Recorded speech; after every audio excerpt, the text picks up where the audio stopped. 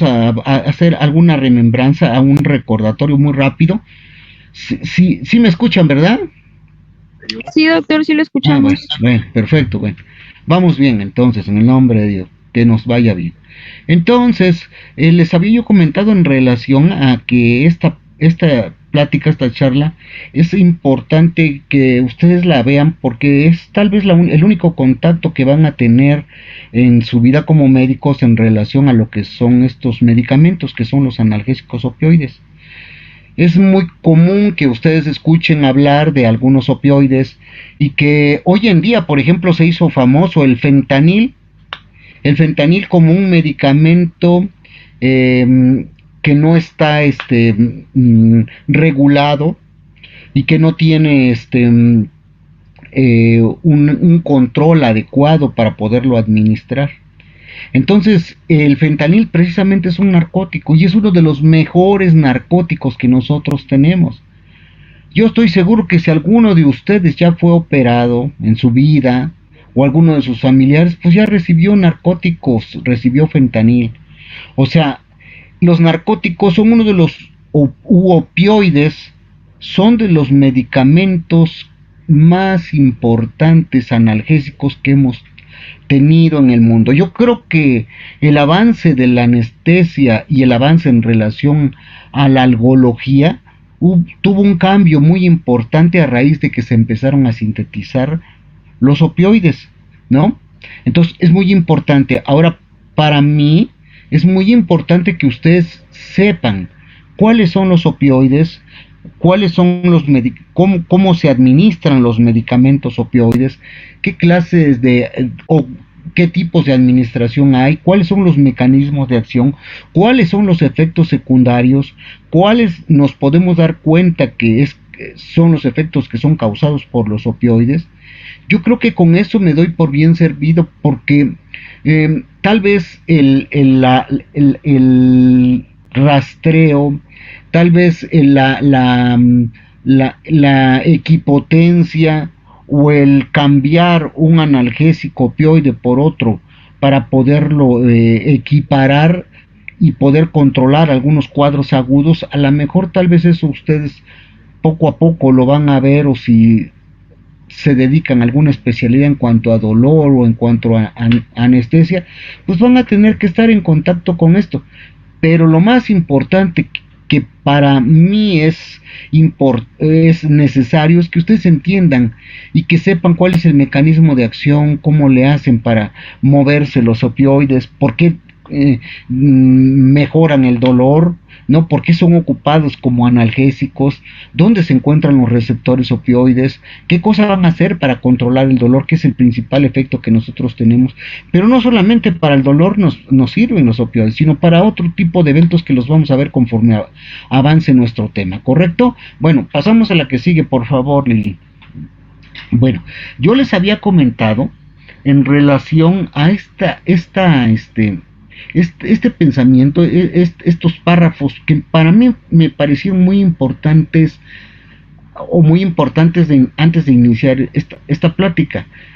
Dice Tomás Sydenham, y esto ya tiene más o menos en 1630 y tantos, vamos a decir como hace 1680 aproximadamente, que Tomás Sydenham nos dijo o nos puso estas palabras que dice: entre los remedios que el Dios Todopoderoso se ha dignado a dar al hombre para mitigar sus males, ninguna es tan universal y eficaz como el opio.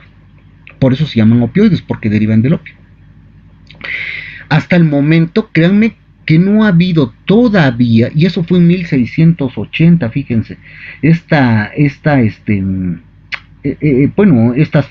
frase escrita por Tomás Sydenham, en el cual resume casi más de 6,000 años de historia del opio.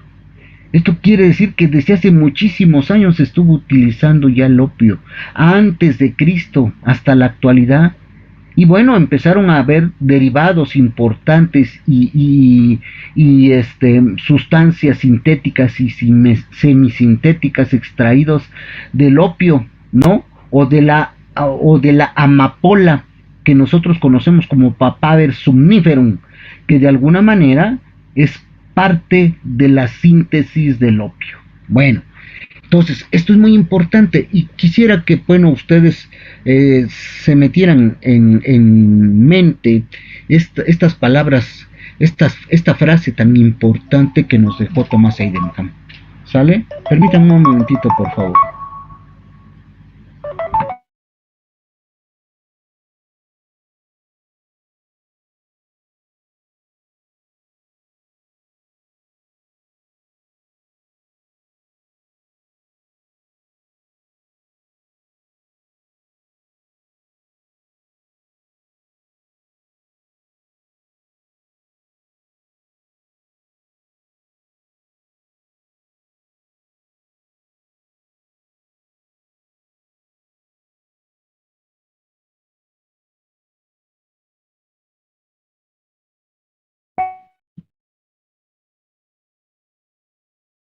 Perdón porque me estaba hablando mi contador. Ahora sí.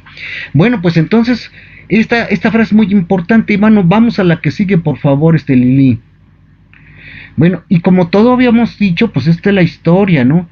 Y créanme decirle que parte de la historia dice aislamiento de la morfina. Entonces, si estamos hablando de morfina, quiere decir que la morfina es una parte de la historia de los opioides. Y la morfina la vamos a ver más adelante, ya en unas 2, 3 diapositivas, como uno de los principales opioides naturales. O sea, se sintetizan a partir del opio, y la morfina es uno de los principales naturales. Y además de eso, se le dio el nombre de morfina, les comentaba yo la clase anterior, por el dios Morfeo. Morfeo es el dios del sueño, entonces se le dio morfina por el dios Morfeo, ¿no? Porque de alguna manera inducía al sueño. Aunque la mayoría de estos medicamentos no son benzodiazepinas que inducen o que bloquean el GABA en forma importante y que deprimen el sistema nervioso central, actúan sobre receptores específicos que los vamos a ver y pueden producir somnolencia.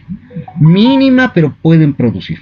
Bueno, entonces, a raíz de que hubo algunas investigaciones en la historia de la humanidad y se introdujo la jeringuilla hueca por Wood, y empezaron a utilizarse ya en forma intramuscular, tal vez algunas sustancias, pues empezó a utilizar la morfina en forma importante.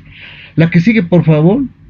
Y así, bueno, tenemos a Lorenzo Bruno, que en 1860 ya ocupó la morfina.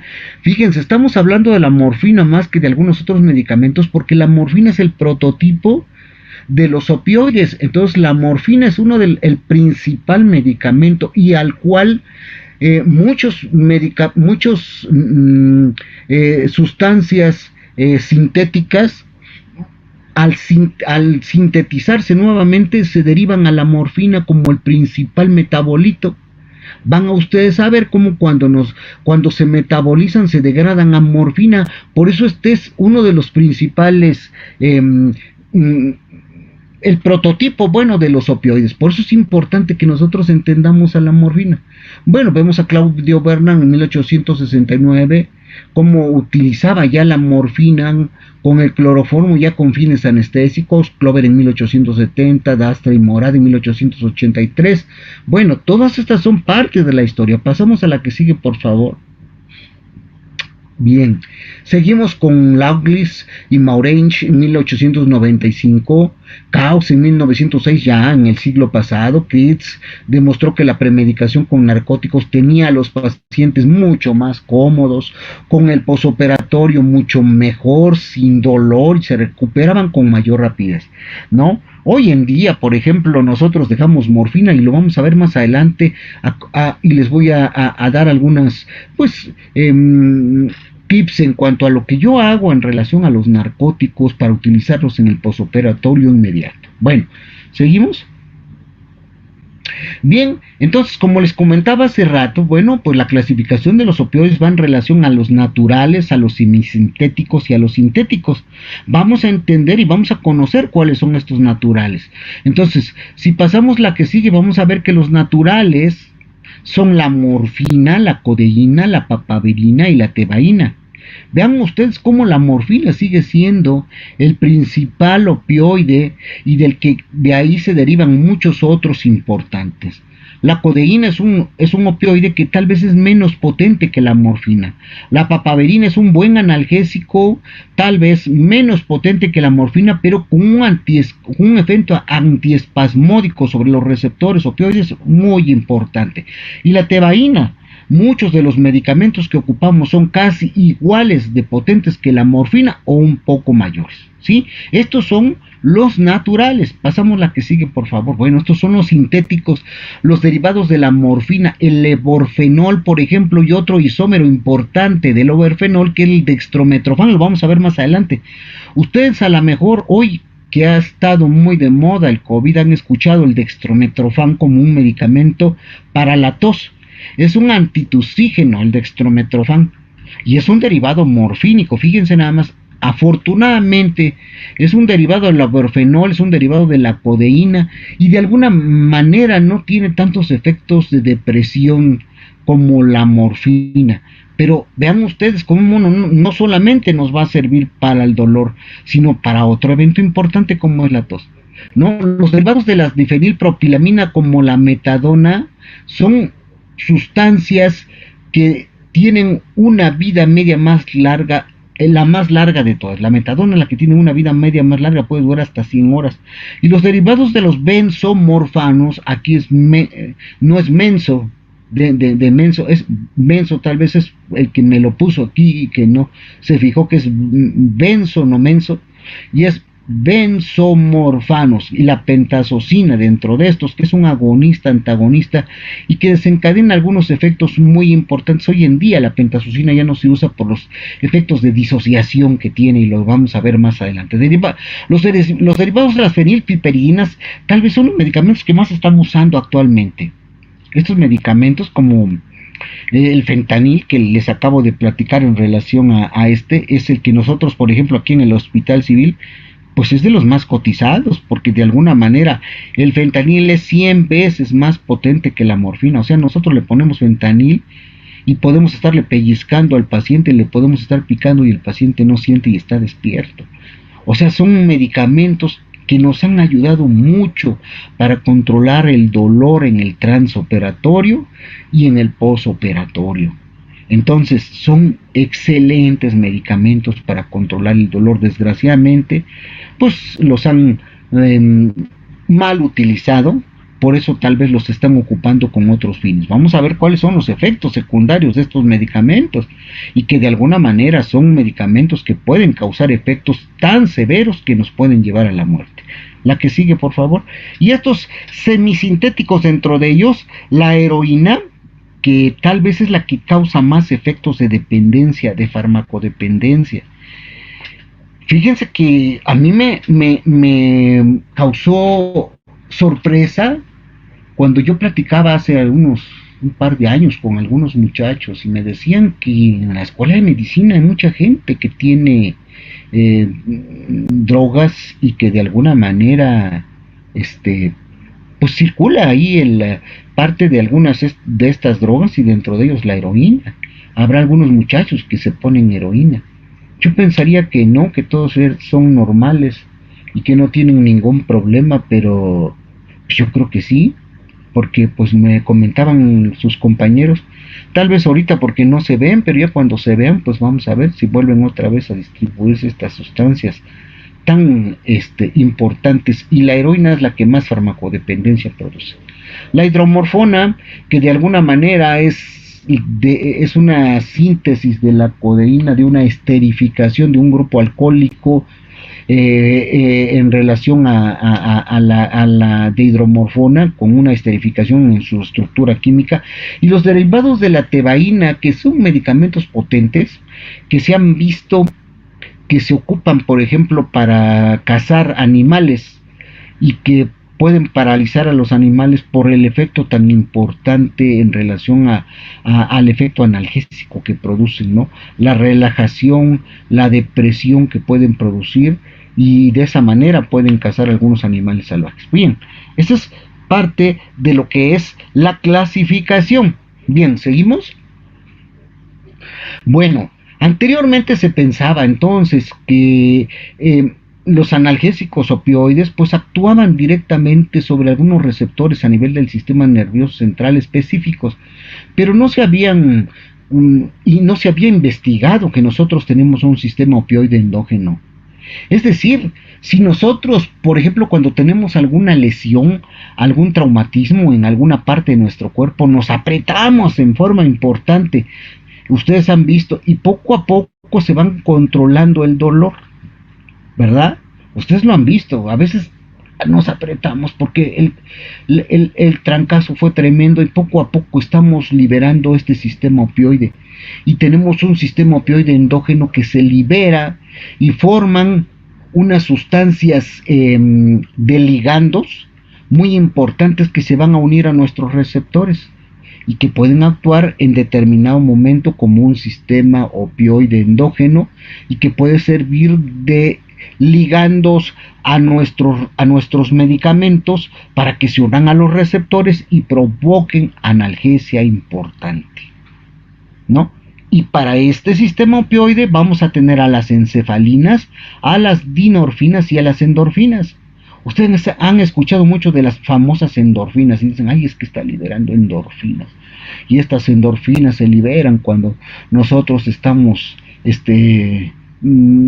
enamorados y liberan endorfinas y todo eso. O también cuando hacemos ejercicio.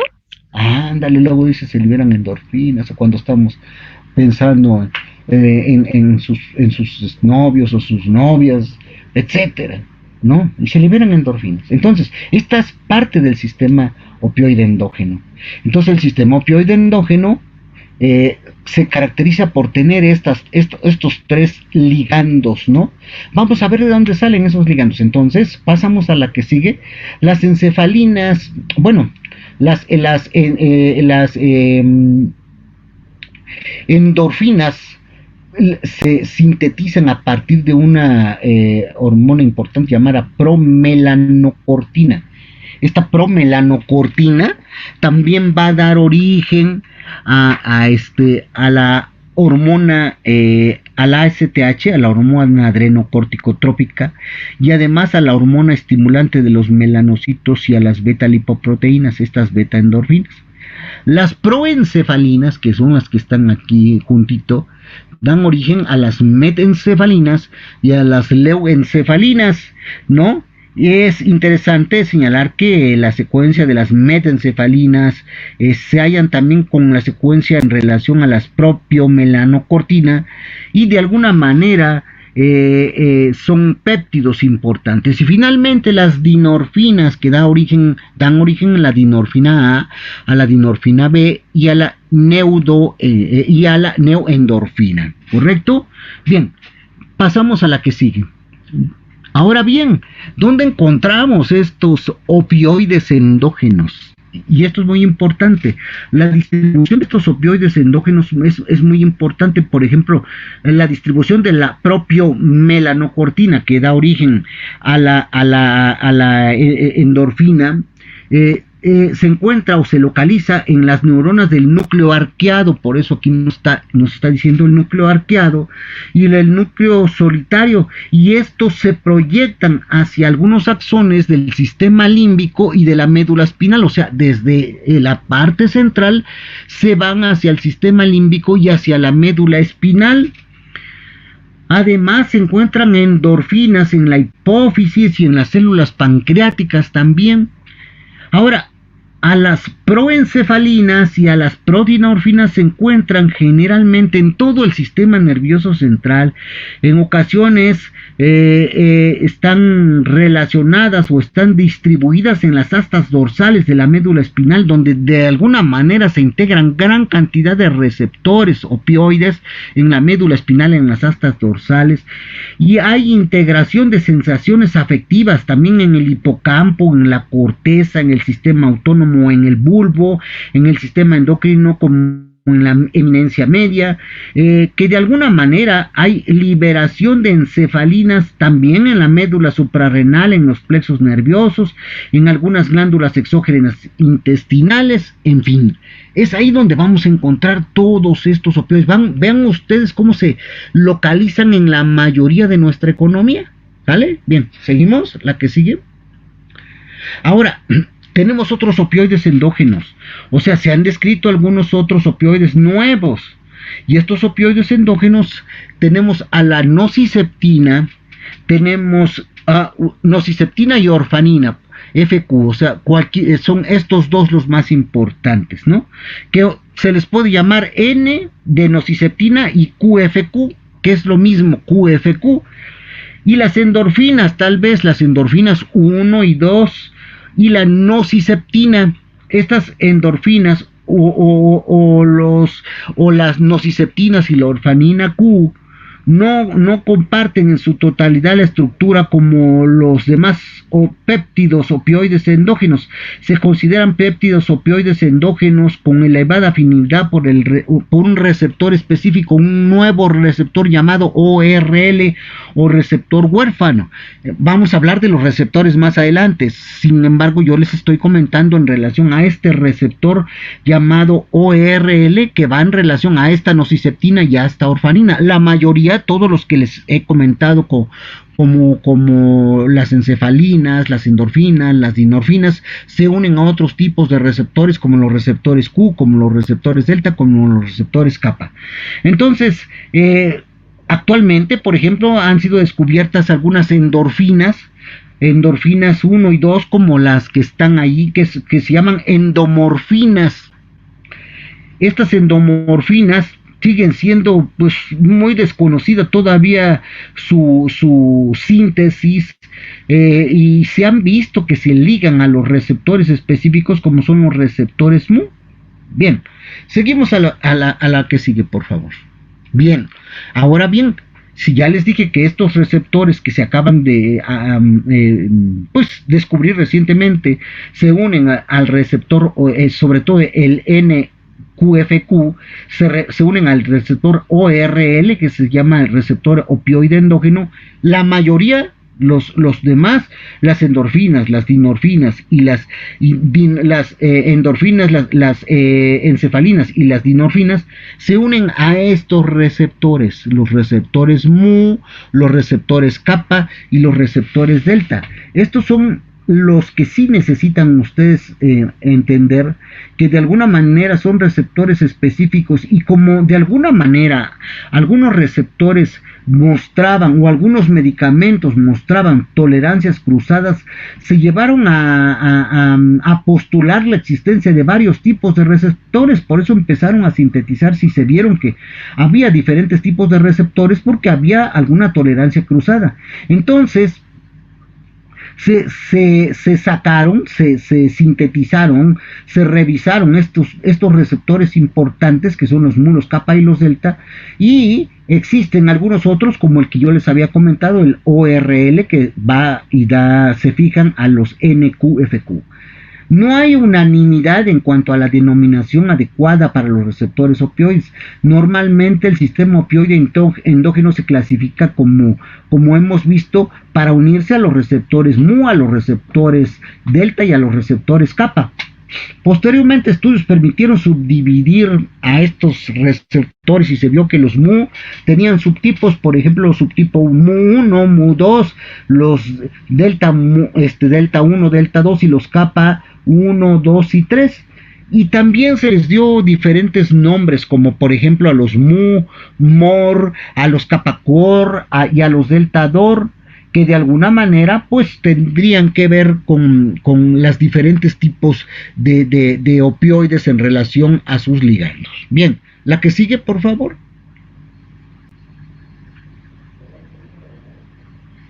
¿Sí, Lili? Sí, doctor, me trabó tantito. Conste que no soy yo, ¿eh? Ahora es mi Lili. Sí, no sé, anda un poco raro. A ver, Lili, cámbiamela, por favorcito. Bien. ¿Ya se cambió? No.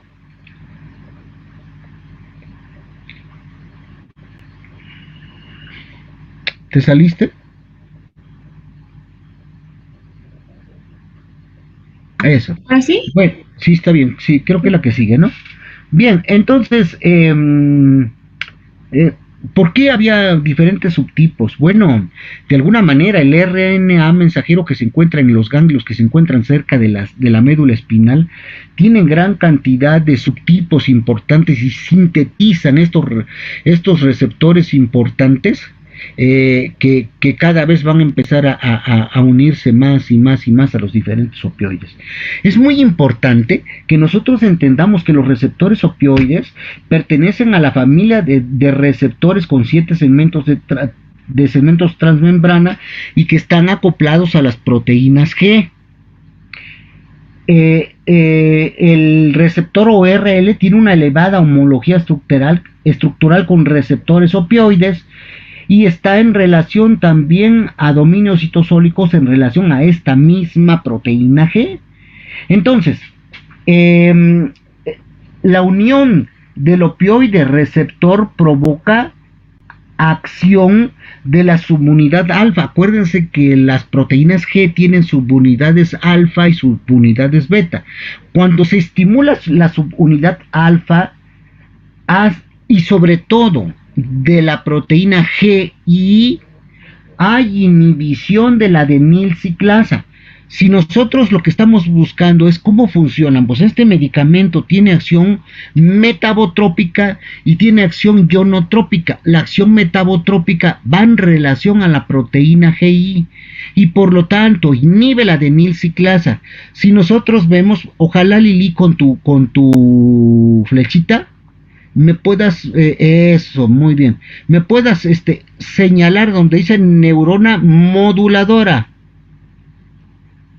Eso, vean ustedes cómo dice neurona moduladora, ahí están el opioide endógeno que son las encefalinas, se van a unir a la morfina que aquí está eso, hacen un ligando entre encefalina y morfina y esta se une a la neurona presináptica. ¿Y qué cosa hace esa neurona presináptica?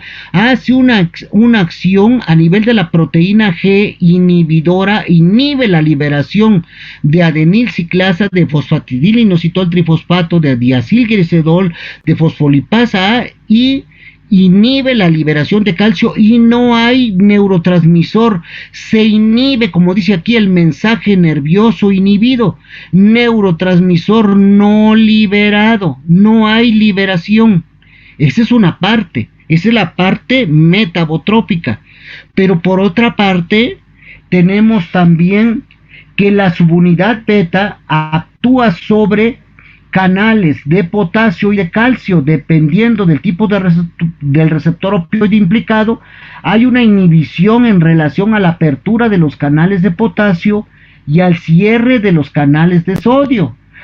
Páseme al que sigue, por favor. Así pues, cuando hay activación de los receptores mu y delta, hay apertura de los canales de potasio. ¿Y qué pasa si hay apertura de los canales de potasio? Hay una hiperpolarización. Y si hay hiperpolarización, pues no hay liberación de neurotransmisor, no hay despolarización y hay relajación. Por otro lado, cuando hay activación de los receptores kappa, se cierran los canales de calcio, se cierran los canales de sodio y no hay despolarización. Entonces, de esta manera va a ser el mecanismo por el cual estos medicamentos van a inhibir una respuesta excitadora. ¿Cuál es esa respuesta excitadora? La respuesta algológica, el dolor, la estimulación excitadora. Y nosotros vamos a bloquear esa respuesta excitadora mediante la proteína G y mediante en relación a la acción alfa y en relación a la acción beta, en relación a el cierre de los canales, la apertura de los canales de potasio y al cierre de los canales tanto de calcio como de sodio por los diferentes receptores, los mu, unos y delta, apertura de los canales de potasio, y los kappa, el cierre de los canales de calcio y sodio. ¿Hay alguna duda hasta acá, jóvenes? No, doctor, todo claro. Bueno, seguimos, por favor. Bien, entonces, ¿dónde vamos a encontrar la mayoría de nuestros receptores?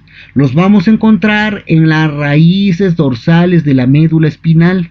Y la mayoría de los subtipos o del RNA mensajero, que es el que va a sintetizar los nuevos receptores, pues se van a encontrar en los ganglios afines o cerca de la médula espinal. Así, primero está el RNA mensajero, libera los receptores y esos receptores viajan a la raíz dorsal de la médula espinal y están listos para poderse fijar a los diferentes ligandos e inhibir la transmisión descendente que inhiba la respuesta dolorosa, ¿correcto? Bien, seguimos por favor. Bien, ahora vamos a hablar en relación a los opioides en cuanto a cómo se absorben. Ya vimos el mecanismo de acción, ¿no? Ahora vamos a decir, bueno, ¿qué pasa con estos medicamentos? ¿Se absorben bien? La mayoría de los medicamentos tienen una buena absorción, pero no todos se van a ocupar de acuerdo al evento que tengamos, ¿no? Lógicamente, si nosotros tenemos tiempo para poder darle un medicamento en forma oral, pues se lo vamos a dar en forma oral, pero también lo podemos dar en forma endovenosa si el dolor es muy intenso y tendremos que controlar el dolor por vía endovenosa, inclusive intramuscular, o hoy en día se está utilizando la vía transdérmica con agujas transdérmicas y se les deja ahí bombas de infusión para controlar el dolor, tomando en cuenta que la vía transdérmica es más lenta y que se va absorbiendo más lentamente el medicamento y que poco a poco se va a ir liberando y bueno, va a dar analgesia continua y lenta, ¿no? Igual la vía subcutánea, la vía sublingual es muy importante. Si ustedes recuerdan, la vía sublingual deriva a la cava y que de alguna manera pues va a ser una vía rápida, no pasa al fenómeno del primer paso. Y la vía peridural y la vía intratecal o subaracnoidea, que es lo mismo, pues entonces ahí lo podemos dar y va directamente sobre las astas dorsales de la médula espinal y vamos a tener una analgesia mejor y menos efectos secundarios. Bien, entonces si nosotros sabemos de esto y sabemos que pues a lo mejor algunos opioides los vamos a administrar en forma oral, tienen, de acuerdo a la vía, tienen una biodisponibilidad tal vez diferente. Así la morfina podría tener una biodisponibilidad del 25%, la codeína o la metadona puede alcanzar hasta el 60%, por eso son medicamentos que pudieran darse en forma oral muy frecuentemente, porque tienen una buena biodisponibilidad por vía oral y de alguna manera pueden llegar a tener efectos importantes. Sin embargo, en la actualidad, la administración de los principales opioides pueden utilizarse por diferentes vías, por todas las vías importantes. Si el paciente tiene diarrea, porque también se ocupan para la diarrea, y lo vamos a ver más adelante, como uno de los medicamentos como el difenoxilato, pues es parte de un opioide, ¿no? La loperamida, que también es un medicamento que actualmente lo tiene, por ejemplo, los medicamentos antidiarreicos, pues es un opioide, ¿no? Bueno, el Lomotil tiene loperamida y la loperamida es un opioide. Bueno, entonces depende del tipo de evento, así nosotros podemos utilizar el medicamento, ¿no? Entonces la morfina, que se ocupa para el tratamiento del dolor, bueno, pues lo podemos ocupar de alguna manera, tal vez en forma endovenosa, tal vez en forma subcutánea. Hoy en día el fentanilo, tenemos por ejemplo algunas presentaciones en caramelos para los niños, y es más fácil que los puedan consumir, se les pueda quitar el dolor, hagan somnolencia, puedan entrar más fácilmente a quirófano, y podemos controlarlos de alguna manera en esa forma. En 15 minutos tienen eventos analgésicos, ¿no? El problema es que las reacciones alérgicas tal vez se produzcan más cuando son por vía oral en relación a los efectos secundarios, como pueden ser las náuseas, como pueden ser el vómito, como puede ser el prurito. Algunas veces la depresión respiratoria, aunque la depresión respiratoria es más importante con los fármacos en forma endovenosa, ¿no? Cuando no tenemos o cuando hay imposibilidad para la administración oral, Podemos utilizar algunas otras vías importantes como la rectal, por ejemplo, que puede ser también útil.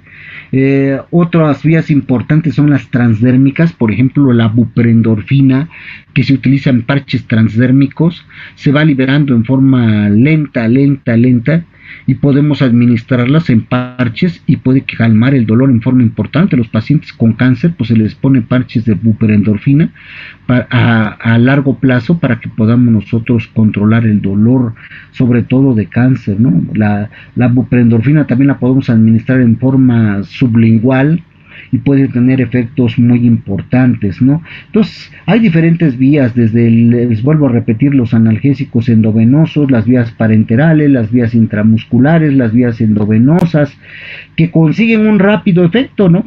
Pero el riesgo es que pueden producir los efectos secundarios, como el que les acabo de mencionar, como la náusea, como el vómito, que pueden ser muy frecuentes si nosotros ocupamos estas vías y sobre todo en forma rápida, y sobre todo si no tenemos dolor podemos tener estos eventos tan importantes, ¿no? Entonces, a la vía intratecal, por ejemplo, la vía peridural, hoy en día se están ocupando algunas dispositivos como las bombas de infusión. Por ejemplo, antier tuve unas cirugías, el paciente me sugería que no quería tener dolor, le dejamos una bomba de infusión con un anestésico local como es la ropivacaína de larga duración, y le pusimos narcótico, fentanil, y creo que la paciente estuvo pero muy cómoda. Me pedía que no le quitara yo la bomba, ya se la quitaron, pero ya duró fácil unos 4 días sin dolor, y bueno, creo que son dispositivos interesantísimos y que nos van a ayudar para el control del dolor posoperatorio. Bien, la que sigue, por favor. Eso. Ahora la distribución, ¿cómo se distribuyen estos medicamentos? Y todo depende muchas de las veces de que muchos de estos medicamentos tengan unión importante a proteínas, ¿no? Por ejemplo, habrá algunos que sean muy liposolubles, habrá algunos otros que no lo son tanto. Los más liposolubles pues pueden atravesar la barrera hematoencefálica, unirse a las proteínas en un 96%. Algunos otros no superan el 35%, pero algunos como la buprendorfina, como la heroína, por ejemplo, atraviesan, la heroína es la que más fácilmente atraviesa la barrera hematoencefálica y llega más fácilmente al sistema nervioso central y se distribuye en forma importante a nivel central, ¿sí? La que sigue. Ahora bien, los opioides tienen un metabolismo hepático. En el caso de la morfina, fundamentalmente el metabolismo es por conjugación, o sea, se conjugan con el ácido glucurónico. Por lo tanto, van a formar compuestos importantes de morfina llamados morfina 3-glucurónido, M3G, y después van a formar morfina 6-glucurónido. Ambos tienen capacidades importantes para atravesar la barrera hematoencefálica y provocar efectos importantes en el mantenimiento en relación al efecto analgésico de la morfina, y sobre todo cuando es en forma crónica, ¿no? La codeína tal vez tiene un metabolismo hepático en un 10%, tiene un efecto leve, tal vez analgésico, pero no tanto como la morfina. La heroína es el que de alguna manera, como les dije, atraviesa fácilmente la barrera y tras una segunda hidrólisis se convierte a morfina y produce, ese es el efecto, el metabolito final, la morfina 3-glucurónido, ¿no? La que sigue. Así nosotros vamos a tener, la que sigue, por favor, una eliminación renal la mayoría de las veces. Miren ustedes, regrésala, por favor. Esa es la renal, y aquí la morfina es morfina 3-glucurónido. Este es el metabolito en el cual se eliminan la morfina 3-glucurónido, no es glucosa, morfina 3-glucurónido. La mayoría, vean ustedes cómo es el 80%, pero sin embargo hay un 25% que puede eliminarse por vía biliar, ¿no? Pero el 80% tenemos una eliminación por vía ¿cómo se llama? Renal, es el más importante, ¿no? Casi se elimina casi por vía renal, así por ejemplo, pues como se eliminan por vía renal, pues muchos de los deportistas que les hacen antidoping y que les toman muestras de orina, pues van a salir positivos porque se elimina por esta vía. La que sigue, bueno, ¿para qué lo vamos a ocupar? Sabemos entonces que para el dolor, ¿no? Y hay 4 aspectos importantes, como dice aquí esta diapositiva, que nos van a hacer entender que es un excelente opioide. Uno, porque no se pierde el estado de conciencia. A pesar de que pensamos que se le llamó morfina por Morfeo y que es el dios del sueño, puede producir un efecto de somnolencia, pero nosotros podemos hablar con él y con la persona a quien se le pone, y al contrario dicen, oigan, qué bien me siento muy en un estado muy agradable, y no se le quita el dolor y no hay pérdida de la conciencia. Fíjense, dice, reduce la percepción no solo del dolor objetivo, sino de sufrimiento. Como actúa a nivel de los centros reguladores de la dopamina, se controla el dolor, pero también la relajación, el efecto de sensación de inquietud. No se relajan los pacientes y no se les quita el efecto de sufrimiento. Afortunadamente tienen un techo alto analgésico. A veces se suspenden más porque tienen efectos secundarios, o sea, porque tienen depresión respiratoria, porque causan estreñimiento, porque causan náusea y vómito, y a veces por eso los podemos parar, pero que tienen un techo alto de analgésico y una ventana terapéutica alta, pues la podemos tener. Sí, y además la analgesia es mediada por el principal sistema opioide endógeno. ¿Sale? Bien, la que sigue. ¿Qué pasa entonces con la analgesia? ¿Qué pasa? ¿Cómo se desencadena esa analgesia importante? Vean ustedes, y ahorita lo vamos a ver en unas diapositivas muy importantes. Esta analgesia inicia en relación a las astas posteriores de la médula espinal. Ahorita que veamos, vamos a ver cómo se inhibe este estímulo doloroso a nivel de las astas posteriores de la médula espinal, y de alguna manera estas vías que conducen al dolor, que son las vías espinotalámicas que activan los receptores opioides presinápticos y actúan en las vías descendentes a nivel del mesencéfalo, y que de alguna manera están en relación a las sustancias nociceptivas como son las signinas, las bradicininas y la sustancia P, que son las que llevan los estímulos dolorosos, pues las inhiben, las bloquean a nivel de las astas dorsales de la médula espinal y no llegan a producir este efecto doloroso. Pasamos a la que sigue, por favor.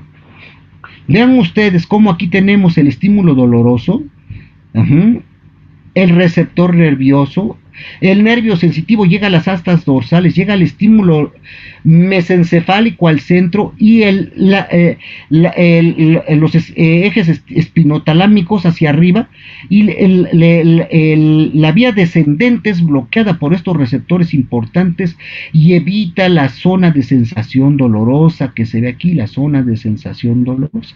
Pasamos a la que sigue. Aquí la tenemos nuevamente. Vean ustedes, esta la pusimos cuando teníamos los anestésicos locales.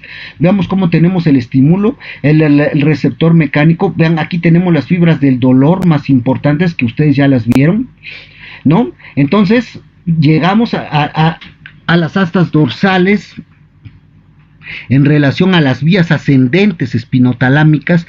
Vean ustedes cómo aquí tenemos gran cantidad de endorfinas, que es lo que yo les comentaba en las astas dorsales. Suben las vías aferentes, llegan al mesencéfalo, bajan por las vías eferentes o descendentes, y se bloquean estas vías importantes por el sistema opioide y evitan el dolor en forma importante. Este es un esquema de dolor nociceptivo. Vean ustedes cómo llegan al cerebro y regresan y hacen el estímulo. La que sigue. Muy bien. Aquí está, bueno, estos son los pasos: la transducción, la transmisión, la modulación, la percepción en relación al dolor. La que sigue. Bueno, aquí nosotros estamos viendo cómo nosotros podemos controlar el dolor. Aquí estamos viendo el estímulo nociceptivo. Aquí podemos controlar las fibras. Desde aquí lo podemos controlar con los anestésicos locales. Los anestésicos locales pueden llegar antes de que lleguen hacia arriba, hacia la rama ascendente.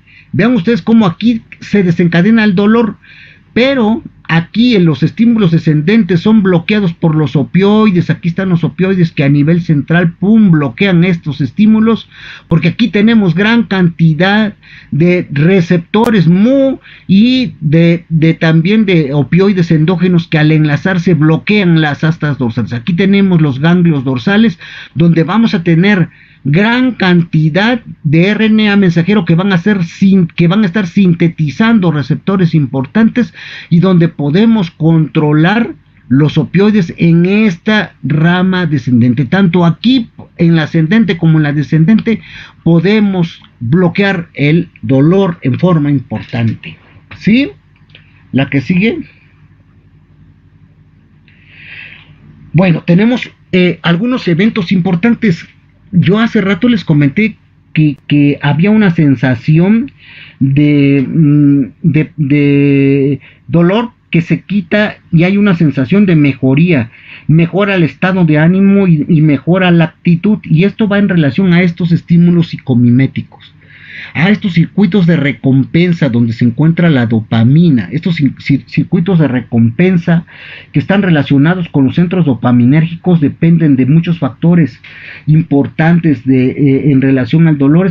Estas estructuras anatómicas de recompensa se encuentran en estos lugares, en el núcleo accumbens, en el tubérculo olfatorio, en el cuerpo striado. Ustedes hemos visto en relación al cuerpo striado grandes cantidades de dopamina que tenemos, y entonces en la administración de agonistas tanto mu como delta en estos centros promueven la liberación de dopamina y activa los circuitos de recompensa.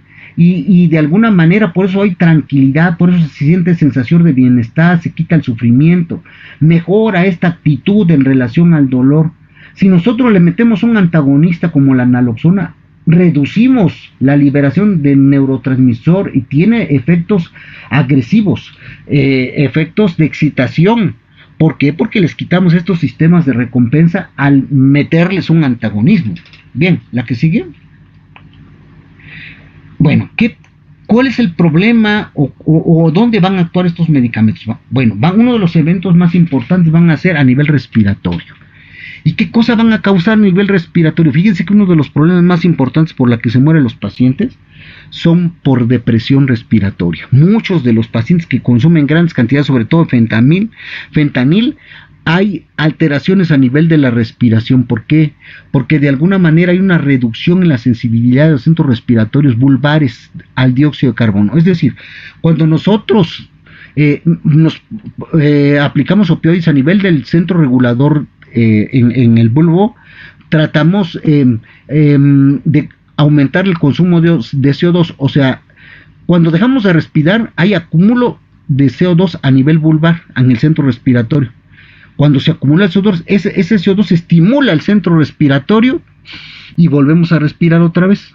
Si dejamos de respirar, hay acumulación de CO2, se estimula el centro respiratorio otra vez.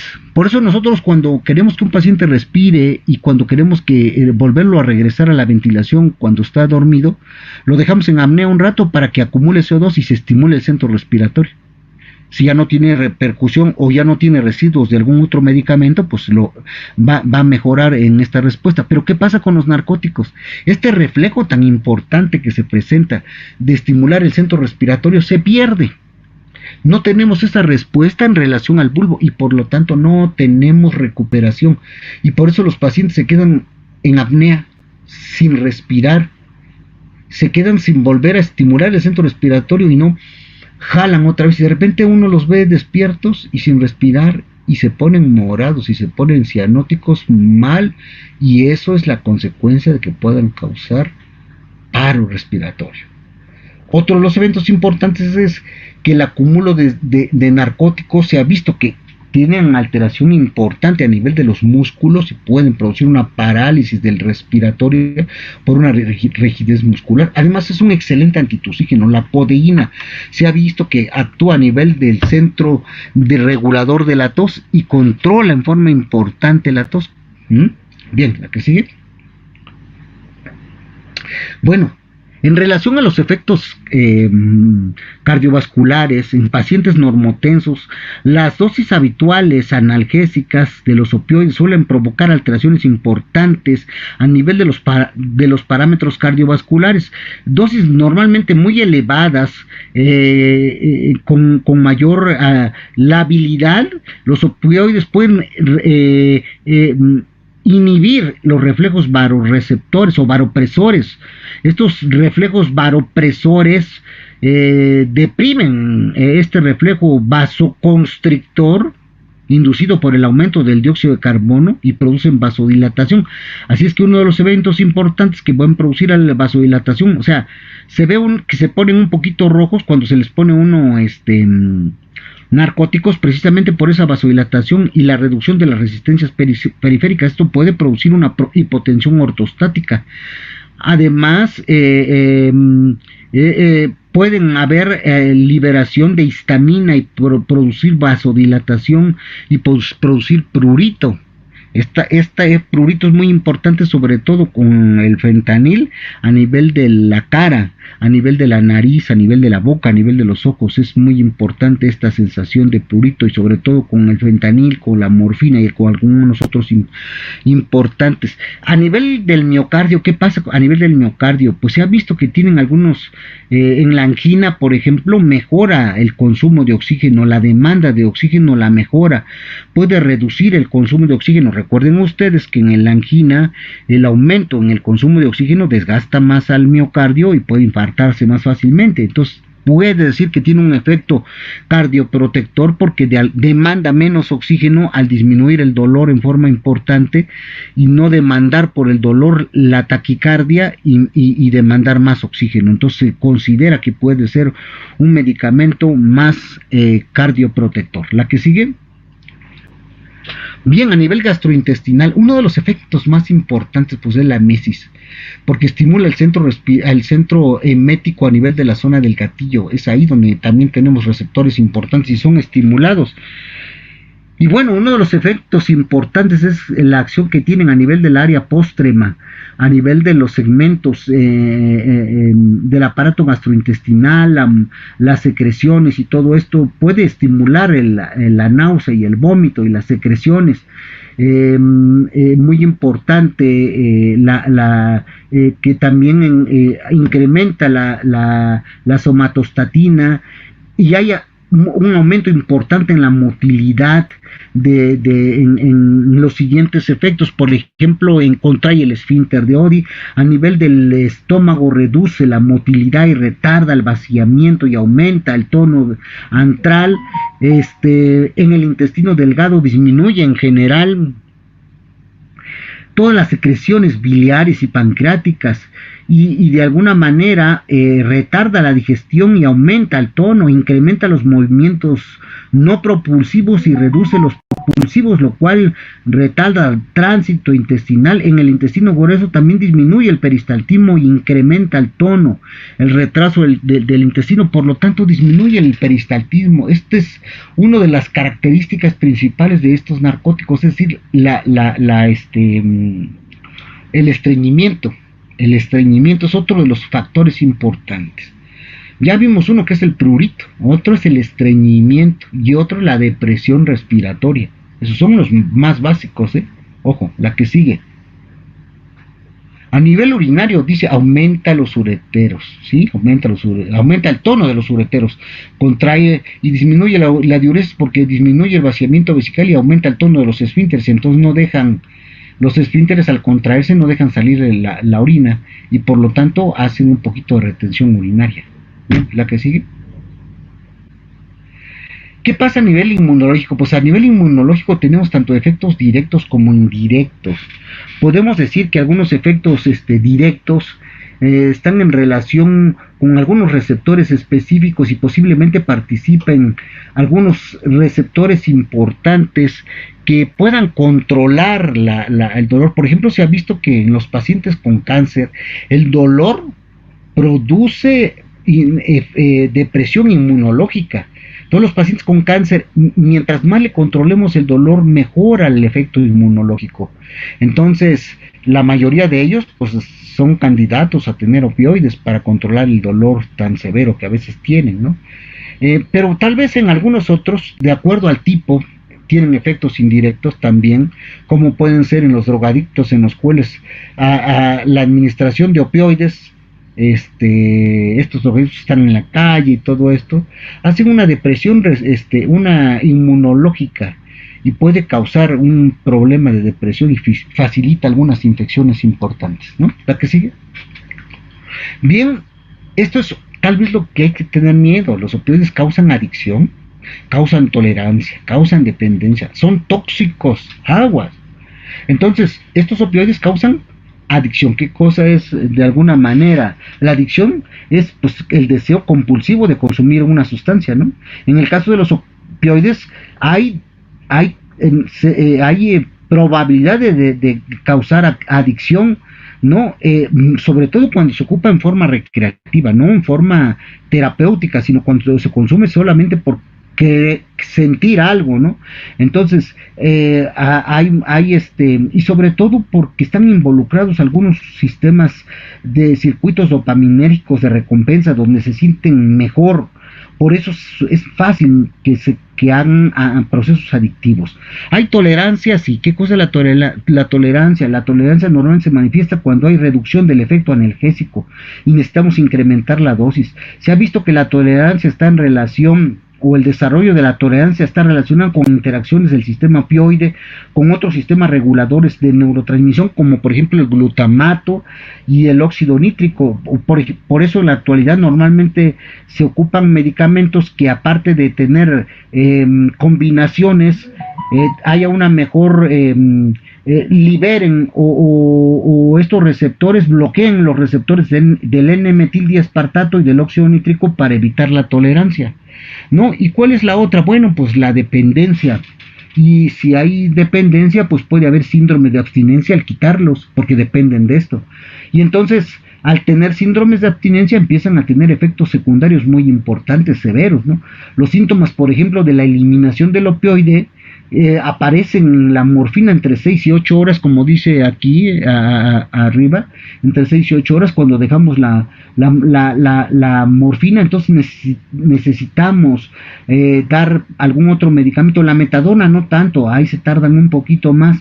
Entonces necesitamos interrumpir el medicamento poco a poco, tal vez en 4 a 5 días irlo bajando para que no tengamos cuestiones de síndromes de abstinencia, ¿no? ¿La que sigue?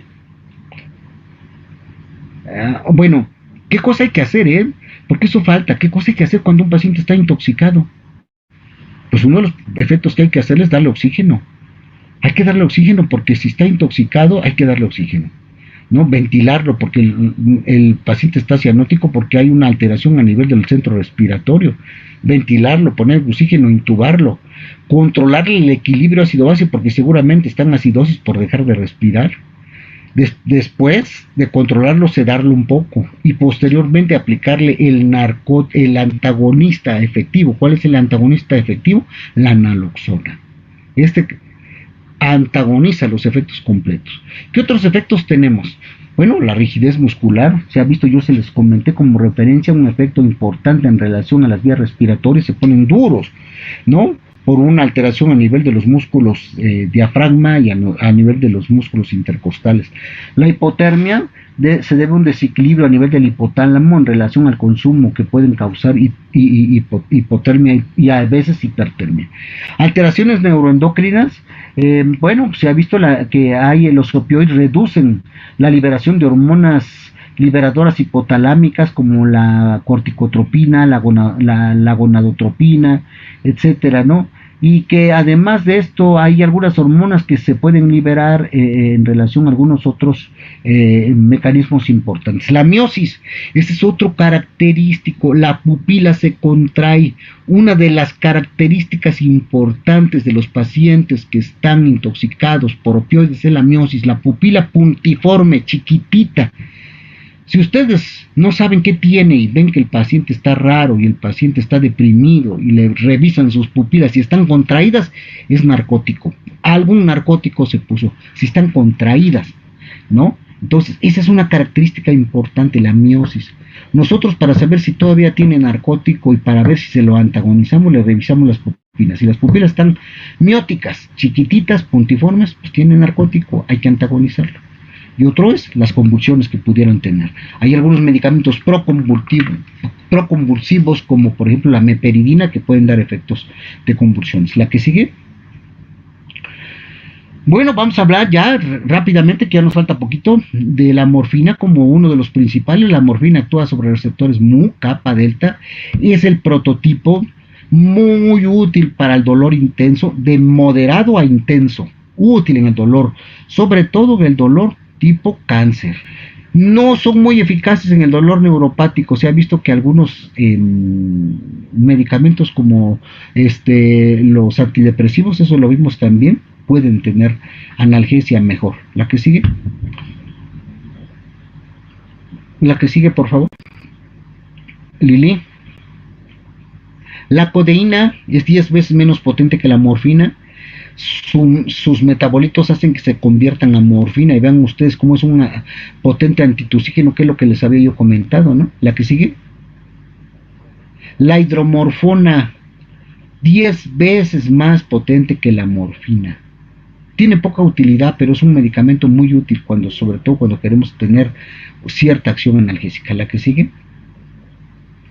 El levarfenol es lo que yo les decía cuando empezamos la plática. El levarfenol tiene 2 isómeros y uno de esos es el dextrometrofan, y es uno de los principales antitusígenos que nosotros ocupamos.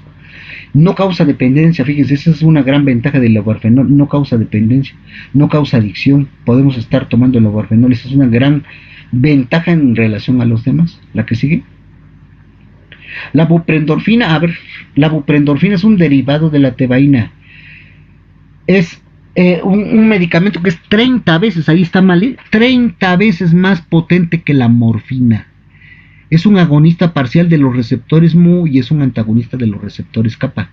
¿Sí? Es un medicamento que podemos ocuparlo en forma sublingual, que podemos ocuparlo en forma transdérmica. Es un medicamento que podemos ocuparlo para el dolor postoperatorio. Tiene menor evento de tolerancia, pero sí tiene una característica que es emético. Puede causar emesis y hay que darle medicamentos importantes antieméticos. La que sigue. La oxicodona hoy en día se está ocupando como un medicamento analgésico importante, con un efecto un poquito mejor que la morfina en unas 5 o 10 veces. Actúa sobre receptores mu, kappa y delta, y hay combinaciones de oxicodona con paracetamol, pero se ha ocupado para el dolor, sobre todo por cáncer, actualmente con buena respuesta. La que sigue. La meperidina, yo les comentaba, la meperidina es un proconvulsivante, es un agonista de los receptores mu, causa menos depresión respiratoria y menos alteraciones a nivel intestinal, o sea, estreñimiento menos, y no se revierte con la naloxona. Bien, la que sigue. Vean ustedes el difenoxilato. Anteriormente el Lomotil tenía difenoxilato y atropina, o sea, el difenoxilato es un medicamento que disminuye el peristaltismo, ya les dije que hace a nivel del intestino. Los opioides, entonces disminuía el peristaltismo, y todavía atropina disminuía más, ¿no? Pero la combinación se vio que era mortal y a veces hacía parálisis importantes del intestino, entonces se dejó de usar ya. No, hoy en día se ocupa la loperamida, que ahorita vamos a verla también, y que es un derivado opioide y que no causa depresión respiratoria, ¿sí? Es un derivado de la meperidina. Bien, la que sigue. A ver, una antes.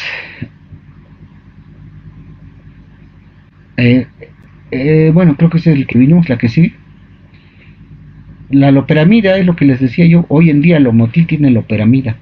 Y la loperamida, pues, es un derivado de las piperidinas, es un derivado este, que causa disminución de la peristalsis, no tiene depresión respiratoria, y lo que actualmente se está ocupando para las diarreas es un derivado opioide.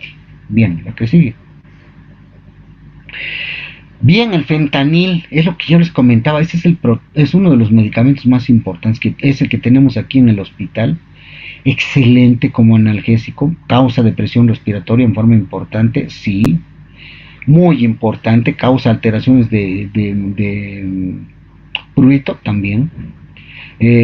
Hay otros medicamentos dependientes del fentanil, el alfentanil, que tiene una acción más breve que el fentanil dura como una hora o una hora y media. Es ramifentanil, dura menos tiempo, 10 minutos, se quita rápido, esa es la gran ventaja. El sulfentanil, tiene como 200 veces más potente que la morfina y dura muchísimo tiempo. No, es 100 veces más potente que la morfina. El fentanil y produce depresión respiratoria severa. Aguas, si ocupamos fentanil. Mucha gente se ha muerto precisamente por el fentanil, porque causa depresión respiratoria y no están cerca de alguien quien los pueda auxiliar. Y se ponen a enormes cantidades. Excelente medicamento, pero hay que ocuparlo con mucha cautela. La que sigue. Bueno, la metadona hoy en día es la que tiene una mayor vida media, 100 horas, como dice ahí, y se ocupa más o menos para la adicción de la heroína. Como se suspende la heroína, necesitamos tener todavía efecto narcótico, entonces le ponemos metadona para que todavía tenga un efecto narcótico y no sufra síndrome de supresión, porque si se lo quitamos de repente, pues va a tener síndrome de supresión. Entonces de esta manera nosotros podemos evitar ese síndrome de supresión y irle mejorando la disminución de la heroína. Por eso es un medicamento que se ocupa con estos fines, para mejorar la adicción de la heroína. La que sigue. El propoxifeno es un opioide débil, es un opioide sobre receptores MU, tal vez menor que la morfina, pero bueno, buen analgésico, tal vez mejor que algunos otros AINES de los que vamos a ver. La que sigue.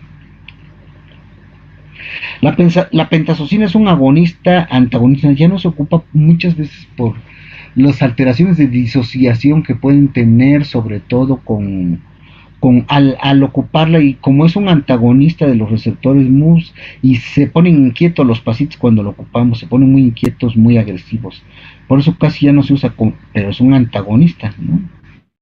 Y es 6 veces menor de potencia que la morfina. La que sigue. Bueno, el tramadol es muy útil, actualmente es uno de los más usados. ¿Por qué? Porque el tramadol es mucho más suave que la morfina, ¿no? 10 veces menos potente que la morfina y la codeína, fíjense. Es un análogo de la codeína, actúa sobre receptores muy kappa y delta, inhibe la recaptación de serotonina y noradrenalina, se une a algunos alfa-2 adrenérgicos. No, normalmente se ocupa combinado se puede ocupar con paracetamol, se puede ocupar con ketorolaco para controlar el dolor posoperatorio, ¿no? Es un buen analgésico, yo creo que es un medicamento muy útil para controlar el dolor posoperatorio. ¿Sale? La que sigue. Bueno, la nalbufina, ese es el famoso Nubain. Tenemos equivalencia 1 a 1, es decir, 1 miligramo de morfina es igual a 1 miligramo de nalbufina, ¿no? Y es un agonista de los receptores MU, o sea, muy buen medicamento, un antagonista de los receptores kappa. Nalbufina o Nubain es lo mismo. La que sigue. Y bueno, este es el antagonista específico. Este va a actuar directamente sobre los receptores opioides. Antagonista puro de los receptores MU. No desencadena síndrome de abstinencia si nosotros ocupamos este medicamento. Como quitamos el efecto analgésico, el efecto de los sistemas de recompensa puede estar agitado, excitado, porque le quitamos este evento, ¿no? Dura entre 30 a 40 minutos, por eso vamos despacio, le ponemos otro, y etcétera, ¿no? Y los efectos adversos más importantes pues están en relación al edema pulmonar y a la taquicardia. Yo creo que son los más importantes, ¿eh? Hay que tener mucho cuidado, no ocuparla a grandes dosis. La que sigue. Y la naltrexona, tal vez la diferencia es con ellos es que este se puede dar por vía oral. La naloxona solamente es por forma endovenosa y además dura más tiempo. La naloxona dura como 1 hora y esta dura como 24 horas. Por eso es muy importante para los pacientes que están con intoxicación por algún opioide, pues dársela porque su vida media va a durar un poquito más de tiempo, 24 horas. La que sigue. Bueno, con esto termino. Y vean ustedes cómo lo que les estoy diciendo llegamos a lo mismo. Llegamos a la misma frase de Thomas Seydenhahn, que dice: entre los remedios que Dios Todopoderoso ha designado al hombre para mitigar sus males, ninguno es tan eficaz como el opio. O sea, seguimos en lo mismo. Y esta frase sigue siendo vigente. ¿Por qué? Porque el opioide y los opioides siguen siendo los reyes de la analgesia hasta el momento. ¿Sí? Ok. La que sigue. La que sigue. Bueno, ya saben que aquí estamos, lo que se les ofrezca. Y la que sigue, que ya la conocen, la hago famosa a mi madre. La que sigue. Chicos, muchas gracias, muchachos. Ya quítala, si no se van a enamorar de mi madre, por favor. Eso. Sí, está muy bonita, doctor, su Ah, mamá. qué bueno, qué bueno. Más les vale, si no me los repruebo ingratos.